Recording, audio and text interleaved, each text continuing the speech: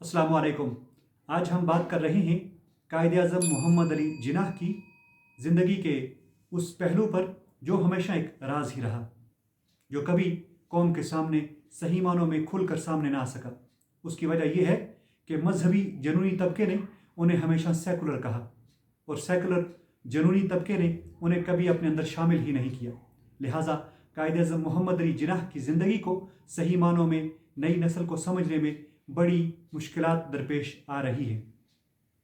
हालांकि कायद आज़म मोहम्मद अली जिन्नाह एक moderate personality की हामिल शख्सियत थी। इसी बारे में सुनते हैं डॉक्टर मोहम्मद ताहिरुल कादरी साहब को कि वो कायद आज़म मोहम्मद अली जिन्नाह की ज़िंदगी के बारे में क्या कहते हैं।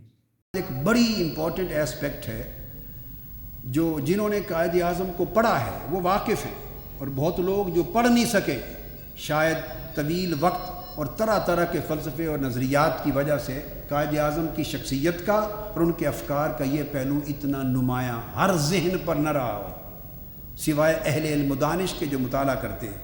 वो इम्पोर्टेंट बात है। कायद आज़म वाज़े तौर पर इस्लामी फ़िक्र के अलमबरदार थे और उन्हें अपने अक़ीदा इस्लामी पर किसी जगह भी कभी माजरत खाही का रवैया नहीं अडॉप्ट किया। वो कभी माजरत खा नहीं थे।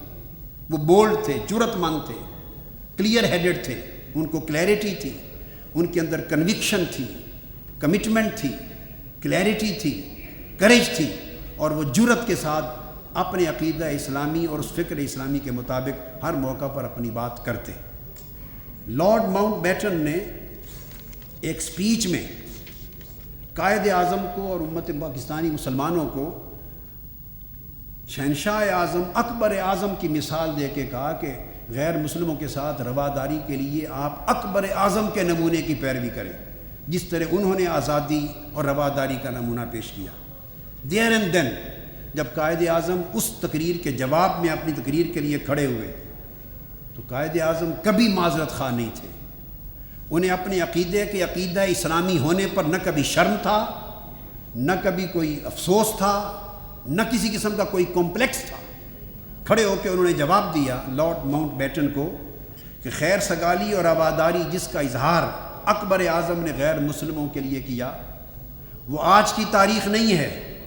कायद आज़म ने कहा उसकी इब्तिदा 15 सदियाँ कबल हमारे पैगम्बर इस्लाम सल्लल्लाहु अलैहि वसल्लम के अमल से हुई थी।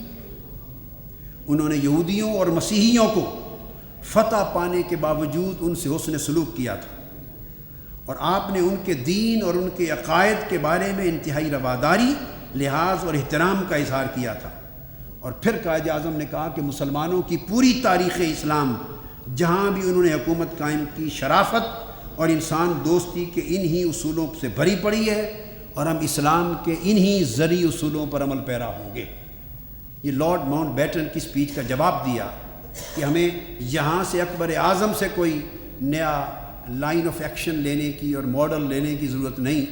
वहीं उन्होंने ताजदार कायनात की रुतबा को सामने रखा। और मैंने अर्ज़ किया कि कायद आज़म के फ़िक्र में अपने अक़ीदा इस्लामी पर जो कमिटमेंट थी उसमें कोई माजरत खाही नहीं थी।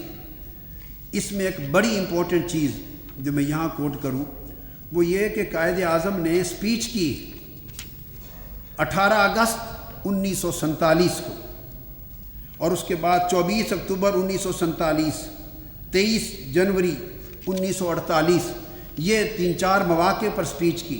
उसमें कायद आज़म ने एक बात कही है।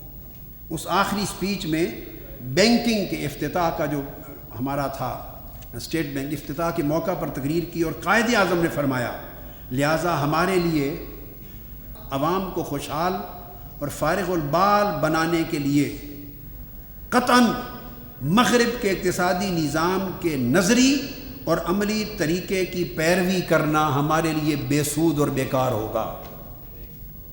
और वो कहते हैं हमें चाहिए कि हम एक नई राह अमल इख्तियार करें और दुनिया के सामने एक ऐसा इक़्तिसादी निज़ाम पेश करें जो इंसानी अख़ुव्वत और समाजी इंसाफ के सही इस्लामी नज़रियात पर कायम है।